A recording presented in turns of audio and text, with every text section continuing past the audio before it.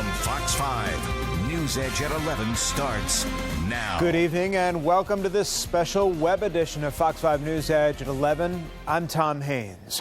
And we begin with breaking news. Another Hollywood star's light is dim tonight.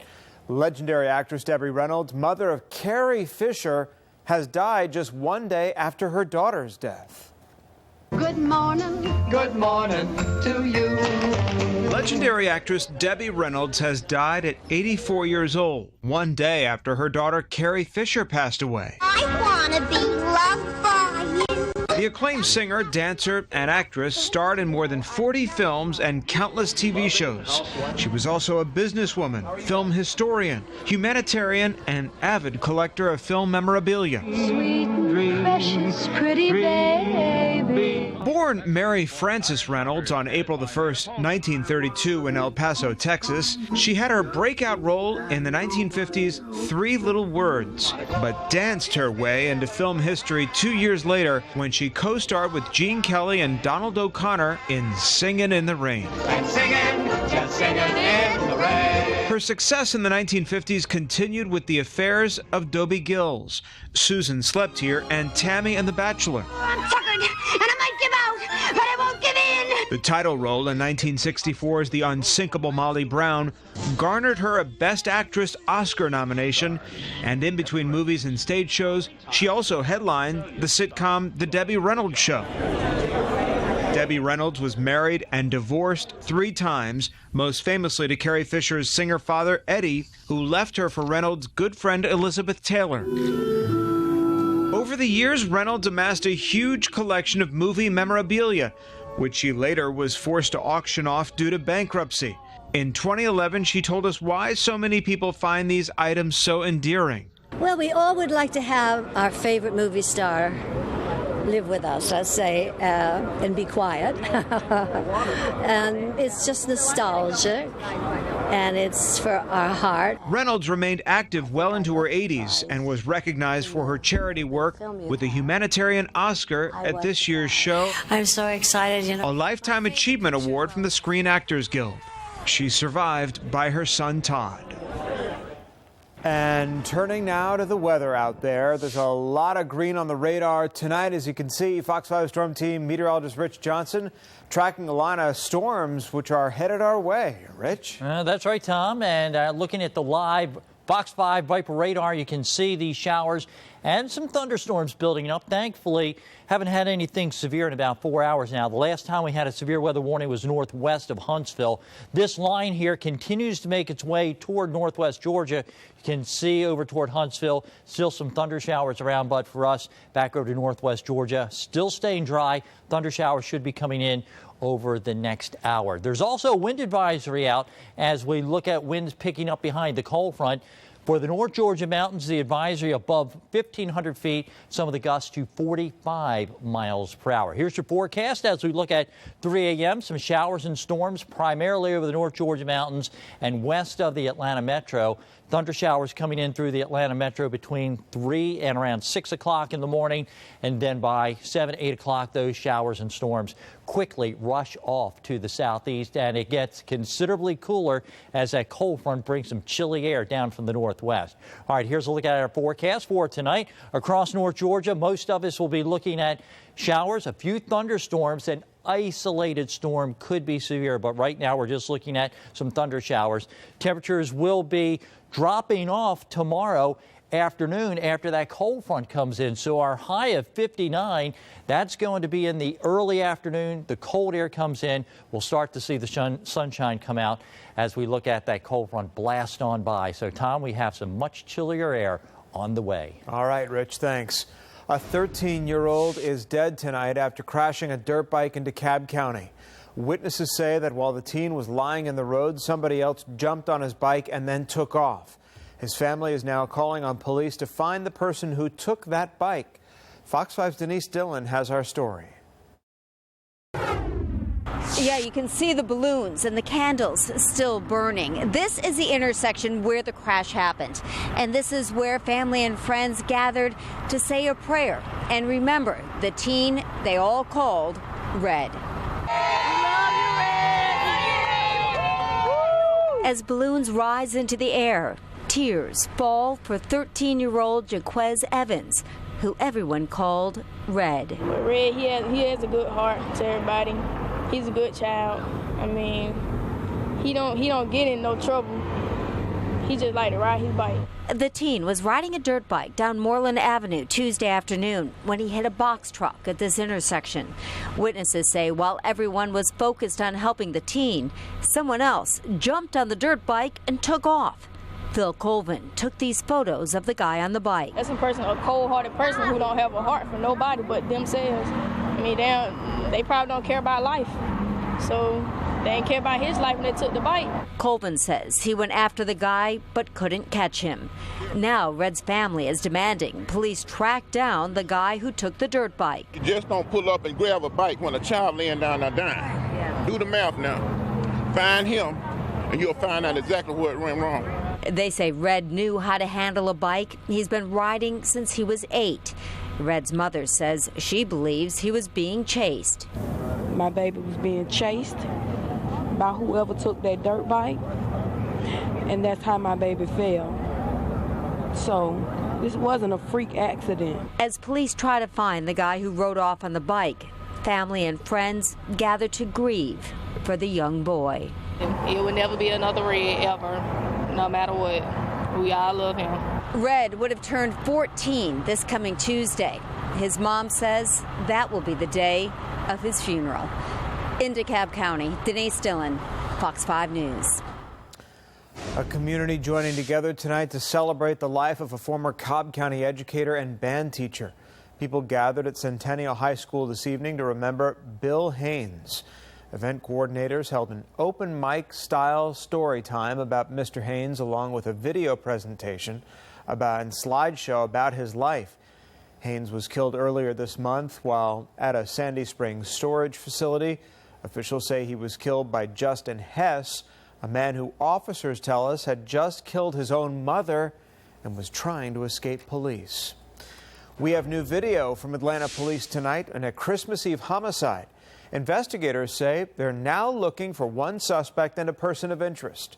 Police tell us both men were spotted near the scene on MLK Drive after the victim was found with gunshot wounds to the head and the chest. According to officers, the victim, identified as 33-year-old Cedric Weaver, was rushed to Grady Memorial Hospital where officials say he died. Witnesses told investigators the suspect, the black male, walked up to the driver's side of the car, shot Weaver through the car door, and then ran. An escaped inmate out of Tennessee is behind bars here in Georgia tonight. The Forsyth County Sheriff's Office tells us that they have 54-year-old David Wayne Frazier in custody. Officials in Coke County, Tennessee say Frazier and 5 others broke out of the county jail on Christmas Day. They reportedly removed a toilet bowl from the wall and scaled a 10-foot fence to freedom. Forsyth County deputies assisted U.S. Marshals in the arrest. He'll be held in Georgia until Tennessee authorities can take him back to Coke County.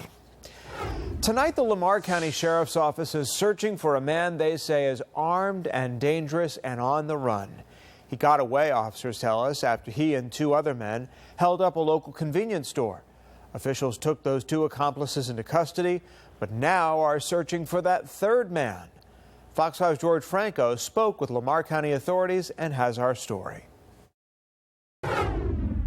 It was an armed robbery of this convenience store where investigators say the getaway driver arrived in a broken down car, which ultimately landed 2 suspects behind bars while a 3rd got away.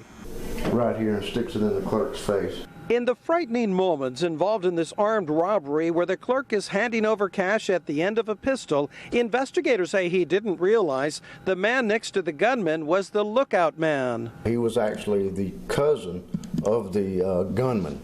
And we watched video. He came in. They came in from the same direction across the street. Lieutenant Chad Payne told me when the gunman slipped out, his cousin called the getaway driver. But his Honda SUV, impounded by deputies, had mechanical problems, delaying the arrival. And the getaway driver showed up right as the deputies were showing up. Therefore, the deputies were able to talk to the what they thought at the time were witnesses.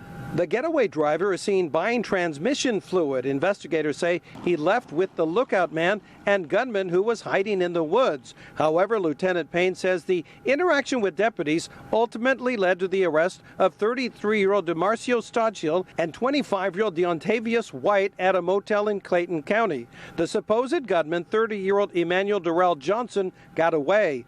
All three are suspected of similar crimes, including in Monroe County. Guy pulls up to the gas pumps. He actually had to borrow some money from the clerk to get gas as the other two came in and robbed the store. They stupid.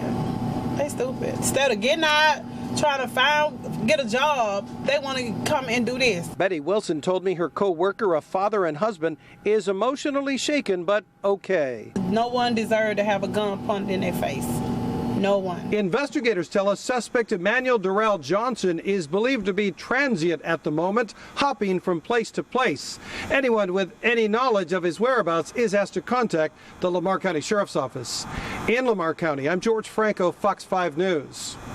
An update now for thousands of DeKalb County residents battling a sudden spike in their water bills. County CEO Burl Ellis issued an open letter this evening acknowledging that there are 5,700 customers currently disputing high water bills. Out of those 5,700 people, 1,300 customers will receive new statements beginning this Friday. The rest of the group will continue to dispute the process.